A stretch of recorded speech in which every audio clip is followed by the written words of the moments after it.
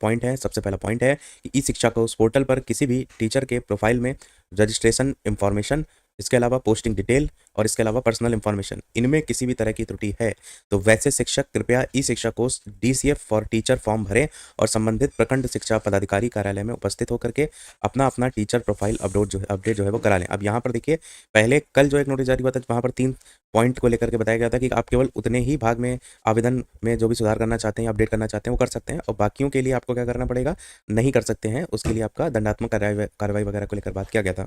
पर इसमें ये कहा गया कि आप इन 3 जो पॉइंट है इसमें से किसी प्रकार की त्रुटि तो आपको करना होगा ई शिक्षा को DCF फॉर टीचर एक फॉर्म, और इस फॉर्म को भरना पड़ेगा। उसके बाद प्रखंड शिक्षा पदाधिकारी कार्यालय में उपस्थित होकर अपना अपना जो टीचर प्रोफाइल अपडेट है वो वहां से कराना पड़ेगा। आगे भी बताएगा, यदि किसी शिक्षक के टीचर प्रोफाइल में परमानेंट एड्रेस और करंट एड्रेस में त्रुटि है तो शिक्षक स्वयं अपने ई शिक्षा कोर्स ID से लॉगिन करके उपरोक्त सूचनाओं में सुधार करके सबमिट कर लेंगे। यानी आपको एड्रेस में बदलाव करने के लिए कहीं जाने की आवश्यकता नहीं है, वो आप स्वयं से कर सकते हैं। उक्त कार्य हेतु ई शिक्षा कोर्स पोर्टल संचालित है। परमानेंट एड्रेस और करंट एड्रेस में अनिवार्य रूप से स्वयं जो है वो सुधार कर लिया जाए। इसके अलावा 5/6/2026 जो कि आज की तारीख है, इसके बाद ई शिक्षा कोर्स पोर्टल को फ्रीज कर दिया जाएगा। ये चीज़ मैंने आपको 1 तारीख को भी बताई थी, क्योंकि न्यूज़पेपर में प्रकाशित हुई थी, और इस नोटिस में भी इस बात का जिक्र जो है वो किया गया है। तो आज जो भी आपको बदलाव करना है कर लीजिएगा। और जिला कार्यक्रम पदाधिकारी स्थापना शिक्षा विभाग शेखपुरा डिस्ट्रिक्ट से नोटिफिकेशन जो है वो निकाला गया है।